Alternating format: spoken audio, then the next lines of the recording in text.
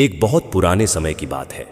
एक छोटे से गांव में एक लड़का रहता था जिसका नाम कपिल था। उसके माता पिता नहीं थे और उसका कोई अपना नहीं था। कपिल बहुत ही नेक और सीधा साधा लड़का था। बाजार में उसकी एक छोटी सी दुकान थी। सर्दियों में वह गर्म चाय और गर्मियों में ठंडा मीठा शरबत बेचता था। बरसात में चाय के साथ पकोड़े भी बनाता था। उसकी अच्छी कमाई हो जाती थी। रात को जब वह थक कर लौटता तो खुद ही खाना बनाता और 2 रोटियां पका लेता। कभी कभी थकान के कारण वो बिना खाए ही सो जाता। कोई रिश्तेदार नहीं था, इसीलिए वह शादी के बारे में नहीं सोचता था। पड़ोस में एक बूढ़ी औरत रहती थी जिसे सब दादी जी कहते थे। दादी जी को कपिल पर बहुत दया आती थी। त्योहारों पर या कभी कभी जब कुछ खास पकवान बनते तो वह 1 प्लेट कपिल को भी देती थी। दादी जी की एक भतीजी थी शोभा, जो दूसरे मोहल्ले में अपनी मां के साथ रहती थी।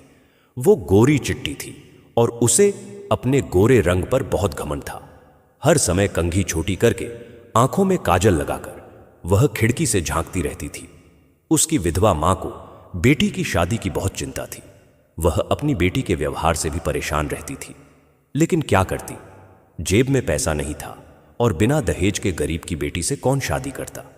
एक दिन दादी जी अपनी बहन से मिलने आई तो वह बेटी की शादी का दुखड़ा लेकर बैठ गए। दादी जी के दिमाग में तुरंत पड़ोस के कपिल का ख्याल आया। ऐसा सीधा और शरीफ लड़का तो चिराग लेकर ढूंढने से भी नहीं मिलता। बिना एक पैसा खर्च किए लड़की अपने घर की हो जाएगी। उसी शाम 1 प्लेट में 2 मिठाई के टुकड़े डालकर दादी जी कपिल के घर जा पहुंची। कपिल उसी वक्त दुकान से लौटा था। कपड़े बदलकर वह रोटी पकाने के लिए चूल्हा जलाने की कोशिश कर रहा था, लेकिन गीली लकड़ियां जल नहीं रही थीं। उसकी आंखें धुएं से भर रही थीं। दादी जी को देखकर वह उठा और चारपाई पर आसन बिछाकर उन्हें बिठाया। पानी से उनकी खातिर की। दादी जी धीरे से बोली, बेटा, दिन भर थकाहारा आकर रोटी पकाते हो। मेरा तो कलेजा तुम्हें देखकर पिघल जाता है। शादी क्यों नहीं कर लेते? कपिल बोला, पड़ोसन दादी जी, आपको तो मालूम है मेरे तो आगे पीछे कोई नहीं। यह शादी तो माता पिता के काम होते हैं। कौन करवाएगा मेरी शादी और कौन करेगा मुझसे शादी? अब दादी जी ने दृढ़ता से कहा, अरे बेटा, ऐसी बात नहीं करते।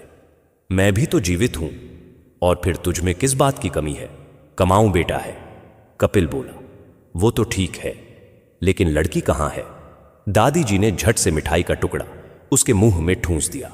अरे बेटा, मेरी भतीजी है ना, शोभा चांद ऐसी खूबसूरत है कि देखते रह जाओगे। ढेरों रिश्ते आए हैं, लेकिन मैंने तो बहन से साफ कह दिया कि कपिल से अच्छा लड़का नहीं मिलेगा। मेरी शोभा है भी ऐसी अच्छी कि तुम्हारा घर बना देगी। कपिल को अपनी शादी की बात करते हुए बड़ी शर्मिंदगी की महसूस हो रही थी। धीरे से बोला, दादी जी, आप मेरी मां की जगह है, जैसा ठीक समझे कर ले। दादी जी तो खुशी में दूसरी मिठाई खुद अपने मुंह में ठूंस ली और कपिल को आशीर्वाद देते हुए वहां से चली गई। घर जाकर बहन से बोली, लो भाई, तुम्हारा काम हो गया। ऐसा सीधा साधा लड़का तो 7 जन्मों में नहीं मिलता। तुम्हारी बेटी को सुख मिलेगा। अपनी दुकान है, अच्छा अबला कमा लेता है। शोभा की मां बोली, लेकिन दीदी, मेरे पास तो फूटी कौड़ी भी नहीं कि दामाद के 2 कपड़े बनवा सकूं या विवाह पर खाना खिला सकूं। दादी जी बोली, तुम इसकी चिंता ना करो, मैं सब संभालूंगी। अगले दिन दादी जी लड्डू लेकर कपिल के घर पहुंची और गले लगाकर शादी की बधाई दी। कपिल का दिल खुशी से उछलने लगा। खुशी के मारे उसके दांत बंद नहीं हो रहे थे। लड्डू खाकर उसने मुंह बंद किया। दादी जी बोली, जो इंतजाम करना है आपको ही करना है। कपिल बोला, अरे आप चिंता मत करो, मैं सब कर लूंगा। शादी की खुशी ने कपिल के हाथ पांव फुला दिए। वो जल्दी से कमरे में गया और जो कुछ उसने जमा किया था उसे फैलाकर दादी जी के हाथ में दे दिया। दादी जी को तो मन की मुराद मिल गई। थोड़े से पैसे अपने पास रखे और बाकी थैली अपनी बहन को सौंप दी। बोली, लो, अब सोच समझकर खर्च करना। अगले ही महीने कपिल की शादी हो गई। छोटी सी बारात थी। कपिल के ज्यादा दोस्त नहीं थे। एक ही दोस्त था बचपन का, जिसका नाम देव था, और आसपास के कुछ दुकानदार थे। शोभा शादी करके कपिल के घर आ गई। कपिल तो चांद सी गोरी पत्नी पाकर फूला नहीं समा रहा था। दूसरे दिन 4-5 लोगों को दावत पर बुलाया। देव भी अपनी मां और बहन के साथ आया और कपिल से बोला, मैं भाभी का मुंह देखूंगा। एक ही तो देवर हूं और देवर से कैसा पर्दा। कपिल बेचारा उलझन में पड़ गया। देव उसका कोई रिश्तेदार नहीं था कि वह पत्नी को उसके सामने लाता, लेकिन वह स्वभाव से सीधा साधा था। दोस्ती की वजह से वह मान गया। देव ने सोने का पानी छड़ी, चांदी की बालियां और मोती की नथ दी। शोभा तो खुश हो गई। इतनी कीमती मुंह दिखाई किसी ने नहीं दी थी। अब यह देव अपने नाम के बिल्कुल विपरीत था। वह एक नंबर का बदमाश था। खाते पीते बाप का बेटा था। उसके बाप का लकड़ी का कारखाना था। पैसे की कमी नहीं थी। वह थोड़ी देर कारखाने में जाकर बैठता और दिन भर आवारागर्दी करता। कपिल के साथ गुरुकुल में पढ़ता था, वही उसकी दोस्ती हो गई थी। वैसे दोनों के स्वभाव में जमीन आसमान का फर्क था। कपिल अपनी नेक स्वभाव की वजह से सबको अपने जैसा समझता था और सब पर विश्वास कर लेता था। उधर शोभा कपिल की सादगी से परेशान थी। वह चाहती थी कि हर वक्त सजी संवरी बैठी रहे और कपिल उसके सौंदर्य की तारीफ करता रहे। कपिल उससे बहुत प्यार करता था, लेकिन ना तो उसे मीठी बातें करनी आती थी और ना ही उसके पास वक्त था। पत्नी के नखरे उठाता तो दुकान कैसे चलती। फिर भी हर दूसरे चौथे दिन वह पत्नी के लिए कोई ना कोई तोहफा लाता, कभी चूड़ियां तो कभी सस्ते झुमके, लेकिन यह शोभा की समझ में नहीं आते थे। उसे दुख था कि उसके पास सोने का एक भी गहना नहीं था, सिवाय उन बालियों के जो कपिल के दोस्त देव ने मुंह दिखाई में दी थी। वह हर वक्त कपिल को ताने देती रहती थी। शाम को जब वह घर लौटता तो खाना पका हुआ नहीं होता था। शोभा कहती, गीली लकड़ियां हैं, जलती नहीं, मेरा सिर दर्द करता है, सारा काजल निकल जाता है। कपिल बेचारा कभी खुद चूल्हा जलाकर खाना पकाता तो कभी बाजार से पका पकाया खाना ले आता। पका पकाया खाना खरीदने से उसे अपनी कमाई का कभी इतना दुख नहीं हुआ जितना अब अपनी पत्नी को खुश ना रख पाने का था। दूसरी तरफ जब वह दुकान चला जाता तो देव अच्छी मिठाइयां और कीमती तोहफे लेकर आता था। धीरे धीरे मूर्ख शोभा देव के जाल में फंसती गई। देव ने उसे समझाया, तुम जैसी खूबसूरत औरत को तो रानी की तरह रहना चाहिए, तुम कहां इस गरीब कपिल के चक्कर में फंस गई। शोभा को भी लगने लगा कि उसके साथ अन्याय हुआ है कि उसकी शादी एक गरीब आदमी से कर दी गई। उसे तो देव जैसे पैसे वाले की पत्नी होना चाहिए था, जो उसके लिए कीमती तोहफे लाता और हर वक्त उसके सौंदर्य की तारीफ करता रहता। आखिरकार देव ने शोभा को समझाया, अपने पति को व्यापार के लिए परदेश भेज दो, फिर हम आजादी से मिला करेंगे। मैं तुम्हें सोने के गहने बनवा कर दूंगा। शोभा उसके बहकावे में आ गई और उसने कपिल का सिर खाना शुरू कर दिया। वो बोली, इस चाय शरबत की दुकान से तुम कभी ज्यादा नहीं कमा पाओगे। ऐश्वर्याम की जिंदगी हमें कभी नहीं मिलेगी जब तक तुम परदेश जाकर कमाई नहीं करते। इस तरह तो आमदनी में कभी बरकत नहीं होगी। तुम्हारी तो इतनी औकात भी नहीं कि एक नौकरानी रख सको। मैं दिन भर काम करते करते मर जाती हूं। मेरे हाथों में मेहंदी नहीं टिकती, ना आंखों में काजल। दिन भर बस चूल्हा ही फूंकते रहना पड़ता है। मैंने तो अपनी अम्मा के घर भी कभी इतना काम नहीं किया था। रोज रोज की शिकायतों से तंग आकर कपिल ने परदेश जाकर कमाई करने का फैसला कर लिया। उसने अपने दोस्त समझकर देव से सलाह ली। देव ने जोर शोर से उसका समर्थन किया और कहा, हां, साथ में मुख्य व्यापार भी सीख लेना। कपिल ने अपनी दुकान साल भर के लिए एक पड़ोसी दुकानदार को दे दी और जो पैसे मिले उससे व्यापार का सामान खरीद कर रख लिया। उसने सफर की तैयारी कर ली। शोभा ने खुशी खुशी उसे विदा किया और बोली, जब तुम वापस आओगे तो हमारे दिन फिर जाएंगे। अपने बेहतर कल के लिए मैं तुम्हारी जुदाई भी बर्दाश्त कर लूंगी। भारी मन के साथ कपिल सफर पर रवाना हो गया। जाते जाते उसने देव से कहा, देव, अपनी भाभी का ख्याल रखना। मैं तुम्हारे भरोसे पर छोड़कर जा रहा हूं, इसे कोई तकलीफ ना हो। देव ने यकीन दिलाया, तुम चिंता मत करो, भाभी को मैं कोई तकलीफ नहीं होने दूंगा। यह साल भर पलक झपकते गुजर जाएगा। उस जमाने में रेलगाड़ियां और मोटर गाड़ियां नहीं होती थीं।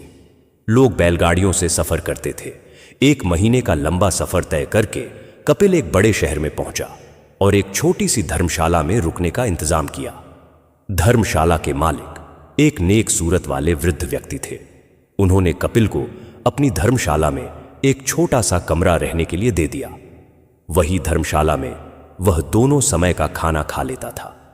जब वृद्ध व्यक्ति को पता चला कि कपिल व्यापार करने और पैसा कमाने के लिए हजारों मील दूर से आया है तो उन्होंने समझाया, बेटा, तुम मुझे सूरत से नेक और शरीफ आदमी लगते हो, जरा संभल कर रहना।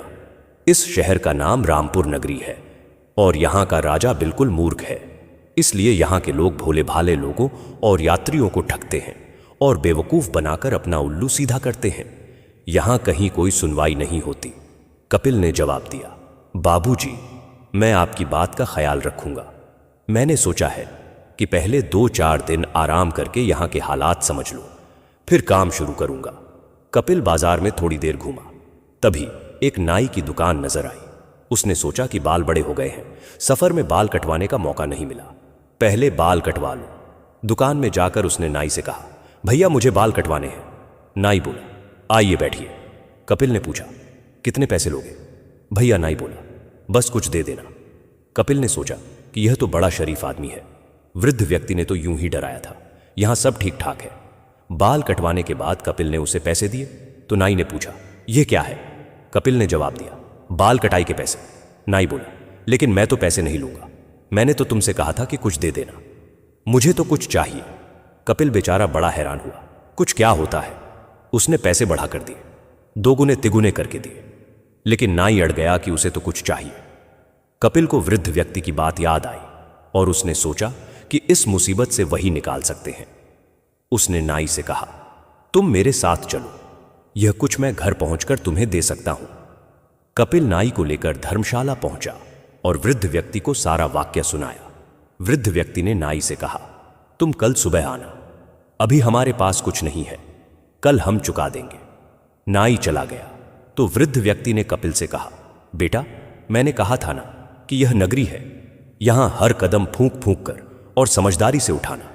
तुम्हें नाई से साफ साफ पैसे तय करने चाहिए थे।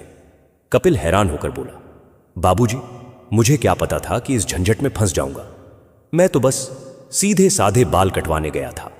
उसने कहा, कुछ दे देना, तो मैं समझा कि इसका मतलब है कुछ भी पैसे दे देना। अब बताइए मैं क्या करूं? वृद्ध व्यक्ति ने कहा, तुम बाहर जाओ और एक दही का कुल्हड़ खरीद कर लाओ। कपिल ने ऐसा ही किया। वृद्ध व्यक्ति ने उस दही में थोड़ी सी दवा की कालिक मिला दी और कुल्हड़ उठाकर रख दिया। अगले दिन सुबह सुबह नाई अपना कुछ लेने हाजिर हुआ। वृद्ध व्यक्ति ने कपिल से कुल्हड़ उठाने को कहा। कपिल ने दही का कुल्हड़ नाई को दिया। नाई बोला, यह तो दही है, मैं इसका क्या करूं? वृद्ध व्यक्ति ने कहा, इसमें क्या पड़ा है? नाई ने कहा, दही में काला काला कुछ पड़ा है। वृद्ध व्यक्ति फौरन बोले, बस उठाओ और चलते बनो, तुमने कुछ मांगा था और इसमें कुछ पड़ा है। नाई अपना सा मुंह लेकर रह गया और चुपचाप चला गया। कपिल ने वृद्ध व्यक्ति का शुक्रिया अदा किया। 2-4 दिन कपिल धर्मशाला से बाहर नहीं निकला, लेकिन वह परदेश में बैठने तो नहीं आया था, काम तो करना ही था और बाहर निकलना ही था। 2-3 दिन बाद वह फिर बाहर निकला ताकि बाजार का रुख करे और अपने माल को बेचे। दुकानें देखता हुआ जा रहा था कि एक दुकान पर नजर पड़ी जिसके बाहर एक बड़ा सा आईना लगा हुआ था। एक कान्हा यानी एक आंख वाला आदमी आईने में प्रेम बना रहा था। कपिल को उसकी हरकत पर हंसी आ गई। कान्हा चिल्लाया, मेरी आंख, मेरी आंख। कपिल हक्का बक्का रह गया। उसने लाख समझाया, भैया मैं तो परदेसी हूं, अभी तुम्हारे शहर में आया हूं, मैंने कब तुम्हारी आंखें चुराई चुराई और मैं चुराऊंगा क्यों? लेकिन वह कान्हा तो हाथ धोकर उसके पीछे पड़ गया। देखते ही देखते काफी भीड़ जमा हो गई।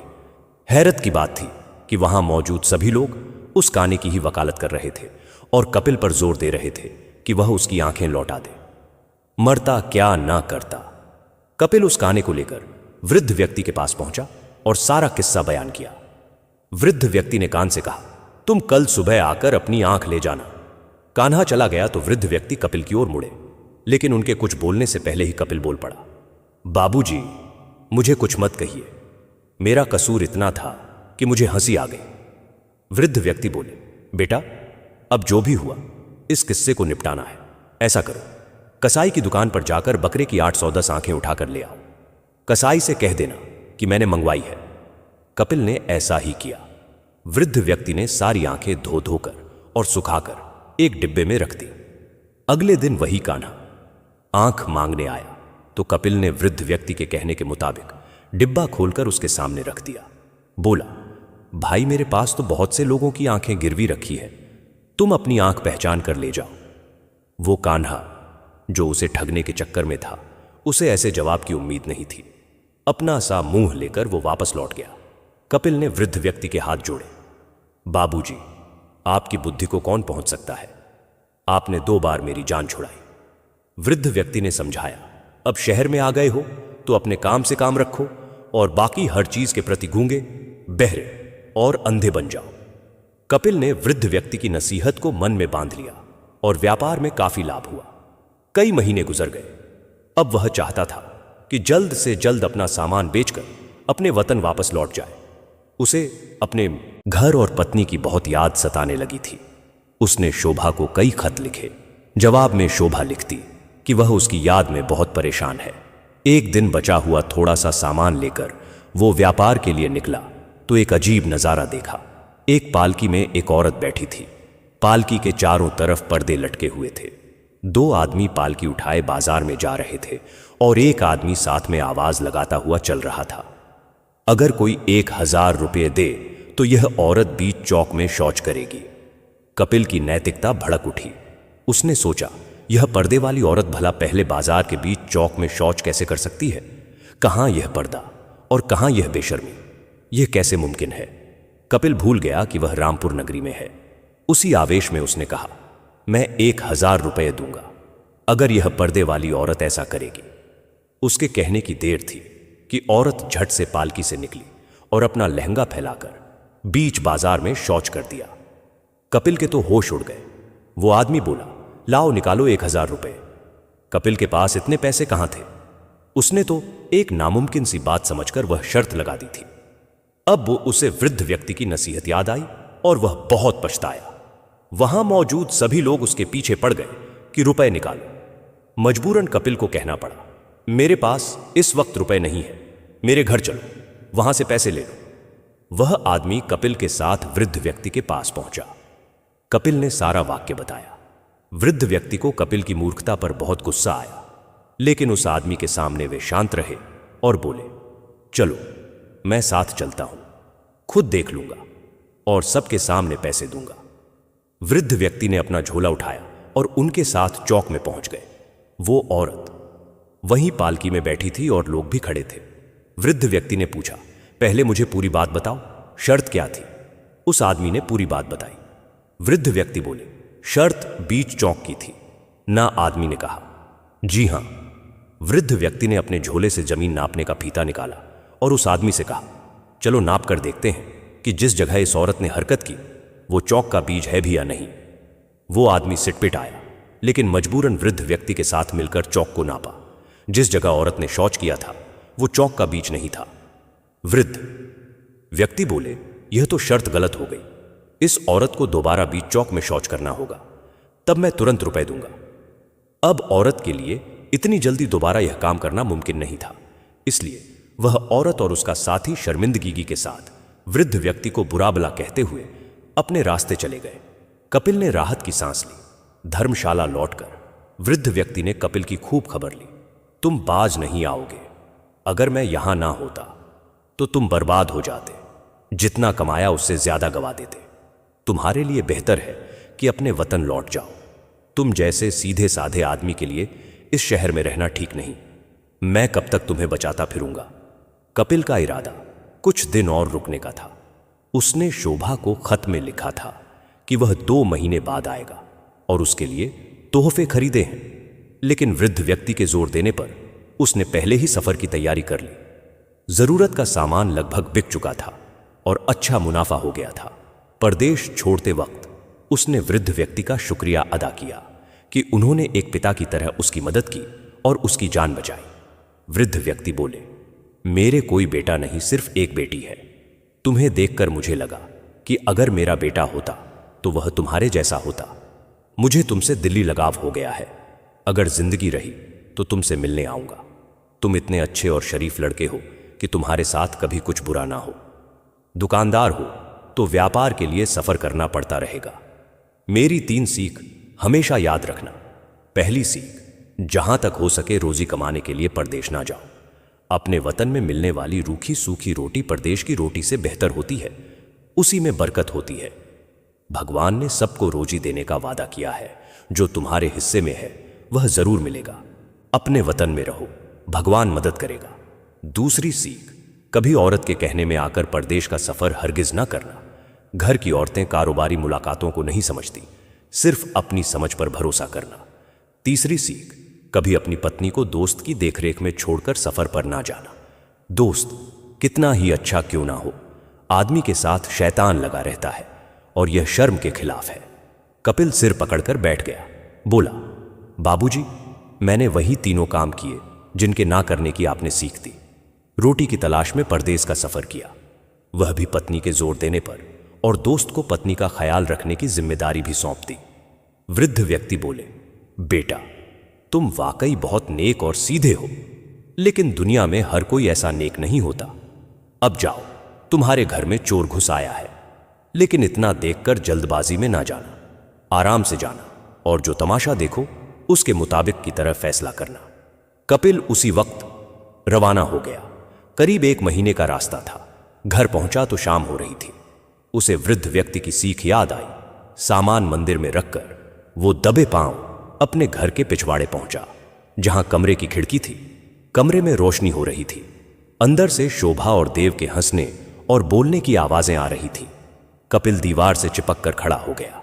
बाहर अंधेरा फैल चुका था। शोभा देव को उसका लिखा हुआ खत पढ़कर सुना रही थी, जिसमें उसने लिखा था कि वह 2 महीने बाद वतन लौटेगा और फिर कभी उसे छोड़कर नहीं जाएगा। उसने यह भी लिखा था कि उसने शोभा के लिए सुंदर काजल, चूड़ियां, पायल, झुमके और हार जैसे कई तोहफे खरीदे हैं। शोभा और देव उसके खत का मजाक उड़ा रहे थे। देव कह रहा था, अरे वो रहेगा गरीब का गरीब, 2 रुपए वाला सामान खरीदकर रब जमा रहा है। मैंने जो तुम्हारे लिए झुमके बनवाए थे वे पूरे 100 रुपए के थे। शोभा बोली, तुम्हारा और उसका क्या मुकाबला। मुझे तो यह सोचकर उदास हो रही है कि वह आ जाएगा तो फिर हम कैसे मिलेंगे। देव बोला, उसे 2 महीने बाद फिर किसी व्यापारिक सफर पर भेज देना, उसकी लगाम तो तुम्हारे हाथ में है। इस पर दोनों जोर जोर से हंस पड़े। कपिल के तलवों से लगी आग सिर तक पहुंच गई। गुस्से से उसका बुरा हाल था। उसी वक्त वह गया और धड़ाधड़ दरवाजा खटखटाया। शोभा ने आकर दरवाजा खोला।